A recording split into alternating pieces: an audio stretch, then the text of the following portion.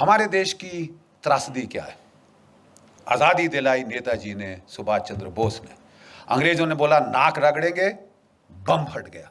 जिस आईएनए की खबर उन्होंने छुपा के रखी थी 5 साल लड़ाई के, 6 साल लड़ाई के, वो एकदम से बाहर आई। उन्होंने बोला बहुत पब्लिक ट्रायल होगी ताकि हिंदुस्तान की फौज ठंडे पसीने माथे पे आ जाए कि हम फांसी पे टांगेंगे सालों, जैसे 1857 में टांगा था। लेकिन एक फर्क था, 25 लाख भारत की फौज की नफरी हो चुकी थी सेकेंड वर्ल्ड वॉर के एंड तक। 25 लाख, आज 13 लाख। अब समझ रहे हैं, 22.5 मिलियन, 25 लाख फौज थी जो हर मैदान जंग लड़ चुकी थी। अंग्रेजों के दांत तो खट्टे क्या, जर्मनों के दांत खट्टे किए थे, आपके जापानियों से लड़े थे, ठीक है, इटालियंस की ऐसी तैसी कर दी थी हमारी फौजों ने। और लड़ाई के आखिर तक अंग्रेज जर्नल अपने नीचे ब्रिटिश डिविजन्स नहीं, ब्रिटिश यूनिट्स नहीं, इंडियन यूनिट चाहते थे। बोलते साहब इनके खाने पे आधा खर्चा होता है, लड़ते दुगना है, लड़ते दुगना है। ये एक भारत एक महान विश्व शक्ति के रूप में उभर सकता था। प्लीज ध्यान से सुनिए जो मैं कह रहा हूं। भारत एक विश्व शक्ति के रूप में उभर सकता था क्योंकि 25 लाख की फौज विदाउट कंस्क्रिप्शन, बाकी सब जगह बाई फोर्स लोगों को भेजा जाता था फौज में, यहां वॉलंटियर होके 25 लाख है।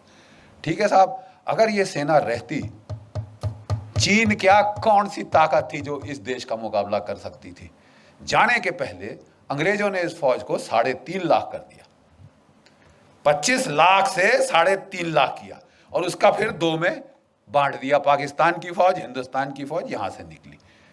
अंग्रेजों ने, ध्यान से सुनिए, अंग्रेजों ने जब जापान को जीत लिया, जर्मनी को जीत लिया, बोला यहां के लोगों का जो लड़ने का मादा ही खत्म कर देंगे। ऐसी पैसिफिक कॉन्स्टिट्यूशन इंपोज करी कि ये देश कभी उठ ना सके। अब तक जर्मनी जापान उठ नहीं पाए, आर्थिक रूप से कहीं भी पहुंच गए हो दुनिया में, militarily they count for zilch, 0। और एक और देश जिसको ये किया गया, ध्यान से सुनिए, वो था भारतवर्ष। 25 लाख की फौज काटी, 3.5 लाख पे लाए, 2 टुकड़े कर दिए और सोने पे सुहागा एक ऐसे बंदे को प्राइम मिनिस्टर चुना, सिलेक्ट किया गया, इलेक्ट नहीं हुआ। कांग्रेस वर्किंग कमेटी ने सरदार पटेल को इलेक्ट किया था। मत भूलिए इतिहास, Sardar Patel was elected by the Congress working committee. अंग्रेजों ने गांधी जी के थ्रू जोर लगवाया, उन्होंने नहीं, आप नेहरू को एक्सेप्ट करेंगे। और सब लोग ठीक है महात्मा जी आप कह रहे हैं तो हम कुछ नहीं बोलते। और बहुत नेचुरली खुंदक तो आई होगी सरदार पटेल बेचारों को, इलेक्ट मैं हुआ, सिलेक्ट ये हुए, जैसे इमरान खान हुए हैं बाय द वे। तो साहब एक उनको वो लेके आए नेहरू जी को, और जो हमारा पहला कमांडर इन चीफ था of the British Indian army, वो था जनरल सर रॉय बुचर। उसने कहा मेरा नया बॉस आया है, तो अच्छी नई वर्दी निकाल के, बूट चमका के, टोपी डाल के, बेचारा फाइल पकड़ के आया, केन नेल के आया, सैल्यूट किया अपने प्राइम मिनिस्टर को, नौकरी तो बनानी होती है साहब, तो सैल्यूट करके आया साहब। बोले हाँ जी क्या लेके आए जनरल साहब? तो बोले कि साहब ये expansion and modernisation plans of the Indian army. General, I don't need an army, this is a peaceful country, I only need the police, who needs you, get out. इस बेचारे जो general Roy sir Roy Bucher था, उसके चेहरे पे जो भाव आया उस वक्त, ये प्रधानमंत्री है। जब वो ऑफिस के बाहर आया तो किसी उसके जूनियर एडीसी ने पूछा सर क्या हो गया, you seem to have seen a ghost. तो वो कहता कि जी ऐसा ही कुछ है। कहता अच्छा मैं तो जा रहा हूं, अभी इनको संभालने दो अपना। अगर सरदार पटेल ना होते, आपकी फौज डिसबैंड कर दी गई होती। Do you know this? 2 चीजों ने आपको बचाया, एक पाकिस्तान ने, एक सरदार पटेल ने। पाकिस्तान ने हमला कर दिया, उन्होंने नहीं इंतजार किया, उन्होंने शांति के नारे नहीं लगाए, लेकिन जो कुछ भी आप कह दो, उनमें इतनी तो शर्म थी कि आजाद पाकिस्तान का जो पहला गवर्नर जनरल था वो एक मुसलमान था, जिना।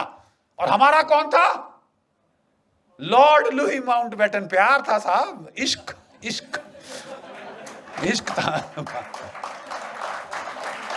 लेडी माउंटबेटन को दूर थोड़ी ना जाने दिया जा सकता है। तो बोले आप रहिए साहब। अरे यार हम मर गए, 26,000 हमारे शहीद हो गए इनको निकालने के लिए, और तुम यहाँ रोक के वो खानदान को यहाँ रोक के हमारे ऊपर राज कराने के लिए बिठा रहे हो। और जब पार्टीशन की रॉयट्स हुई तो इन्होंने उसको बोल दिया एक मीटिंग में, you please handle. Are you sure you are the prime minister? वो भी सरकास्टिकली बोला Mountbatten, Jawaharlal you are the prime minister, you want me to take charge? नहीं नहीं जी हमारी तो। यार ये तो हाल है। ऐसी आप पे सरकार थोपी गई जो हिंदुस्तान का मिलिट्री पोटेंशियल न्यूटर कर दे। अब बिल्कुल यही हुआ। अगर पाकिस्तान ना होता इन्होंने हमारी फौज की ऐसी तैसी कर देनी थी। ठीक है साहब, ये गांधीवाद जो था इसने हमारी फौज का सफाया कर देना था। और पाकिस्तान के टैंक वाकई 1965 में दिल्ली में आके नमाज पढ़ते। ये इस किस्म की ट्रेचरी हमारे साथ हुई। और एक भगवान का लाख शुक्र है पाकिस्तान का, जिसने हमको लड़ना सिखाया, मार लगाता रहा जब तक कि लड़ने को राजी नहीं हुए अपनी जान बचाने के लिए ही। और दूसरा एक चीन की पीपल्स लिबरेशन आर्मी, 1962 में उन्होंने ऐसी करारी लात मारी कि ये नेहरू परिवार का जो उस वक्त हाल था, कभी अमेरिका को अपनी ट्रूप्स भेजो, अपने जहाज भेजो, बोल गए आपकी एयरफोर्स कहाँ है, आपने लगाई? तुम्हारे पास इतनी बड़ी एयरफोर्स है, तुमने लगाई? 1962 में नहीं लगाई साहब, बिठा के रखा। और आप अमेरिकी एयरफोर्स मान रहे हो, रॉयल एयरफोर्स मान रहे हो, मतलब इट वॉज तमाशा।